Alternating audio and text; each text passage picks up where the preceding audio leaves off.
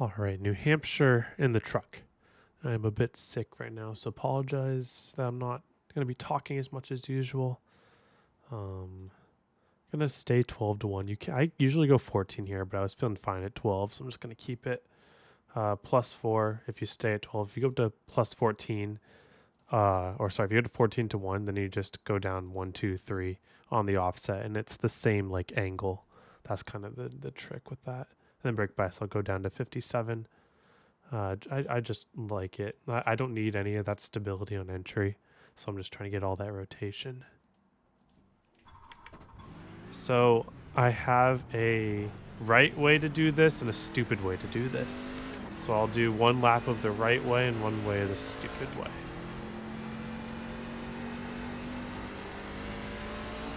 First lap should be more or less good enough. Like, I can get pretty fast on the first lap. So we'll just do the right way on the first lap. Maybe I'll screw up and make a second, and then we'll do a bonus lap with the stupid way. So I'm going to try to get fairly low here early on the throttle. Probably could have throttled a little bit earlier than that, but it's fine.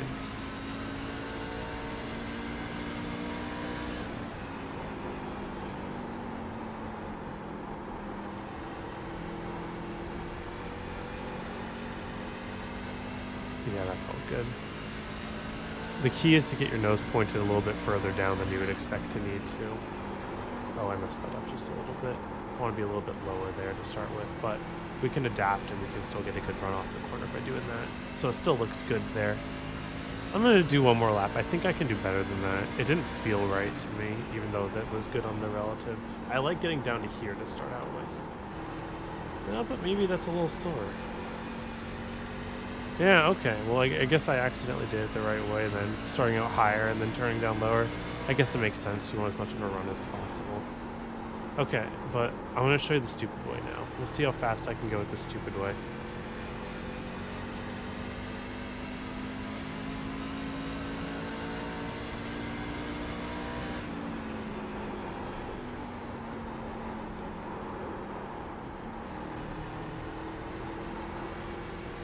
Oh, I could have done better than that. That was pretty poor.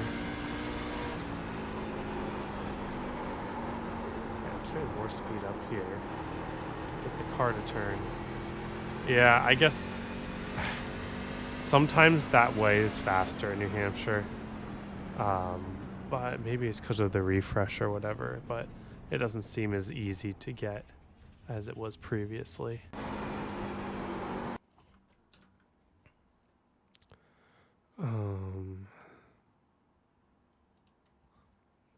Okay. So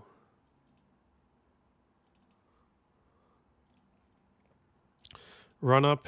So this is going to be the same point as with the actual lap, but you want to make sure that you're not throttling up just because you're like at the top of your arc, because you don't really want to stay on your line for the rest of the corner. You really want to make that diamond and point back down. Very, very common on these flat, regular ovals, not tri-ovals. In fact, if you go to the IRP, I haven't recorded it yet, but I'm probably going to be saying the same thing there because it's very important to turn down all the way. Okay.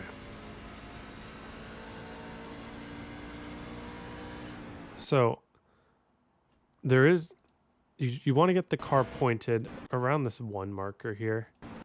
And I'm pointing somewhere between here and here. So somewhere in the third lane. The higher you point, the more aggressive you are being, but the lower you're pointing, the like more margin of error you're giving yourself. Because if you end up pointing too high, then you can just end up in the wall.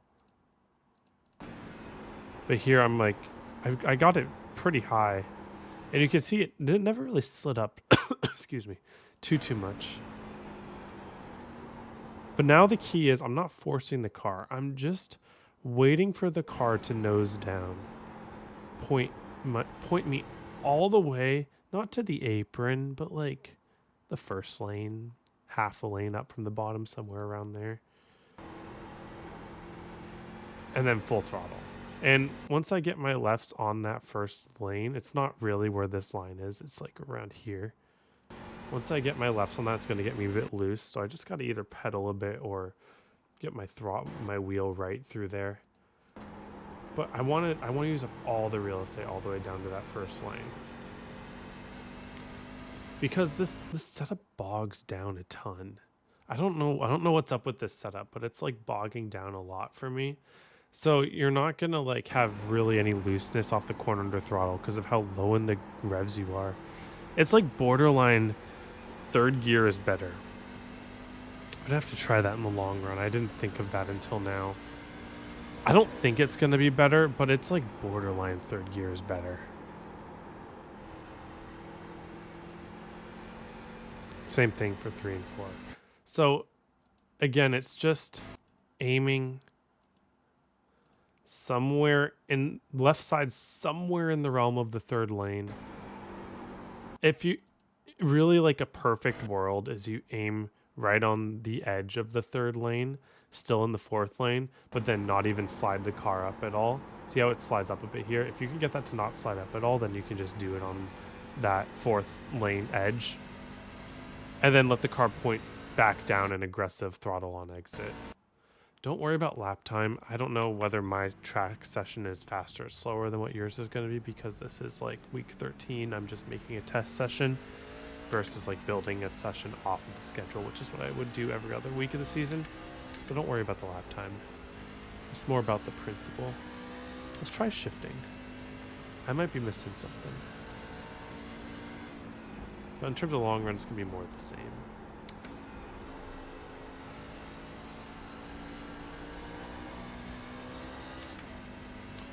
Yeah, I mean, there might be something there.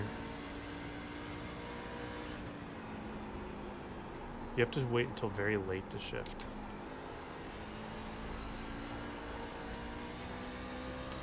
I mean, it's close. I don't think it's as good. And it'll wear more tire too because you're scrubbing more. It's not bad though. It'll probably be really good when the tires get old. Will it be good when the tires get old? I think if you can control it well. Yeah, that's good.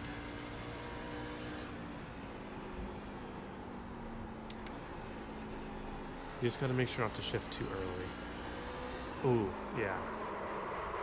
So it's just a lot easier to spin out and when you're downshifting to third.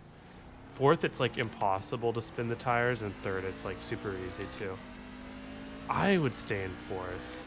I can see a world where third will be useful, but I don't know. It's close. And personally, I would prefer it not to be, so maybe that's just my bias leaking through. Alright, now my tires are super hot, so I'm just gonna play it safe. See how I can like full throttle on hot tires in fourth and have no issue. Like if you're losing out on just a tiny bit of exit speed, I think it's worth it for just like having no scrub. Like none of your tires are ever going to scrub center through exit if you keep it in fourth, no matter what. Like you can literally like be on a controller with only buttons and no trigger pads or whatever the heck you call them. I don't know. I'm not a COD gamer. But yeah, long run line is the same as regular line. Nothing should really change. The only thing that changes is just how long you're going to be on the brake. Still make sure you're always getting that turn down. That's the most important part about long run. Is if you get too stuck in your rhythm of when to use your throttle, you're gonna do this. Like let's say you're on old tires and you're just like, okay, my timing is now going back to throttle. Then this is gonna happen, right? Because even though that was your timing for the first bit, once your tires go away, that's not your timing anymore. Your timing should be based off of when your nose points back down in the corner. So even with a damaged car with crappy tires, at some point my nose will still point back down. And it doesn't matter how fast or slow I'm going. That's just when the car is telling me when it's ready. So don't get stuck on your timings too hard. That shouldn't be much of an issue in New Hampshire until like much later in a session than you're probably going to get to with the cautions. But you know, that's how it goes. All right. Thank you all for watching. Hope you have a wonderful day. Hope to see you all on the track.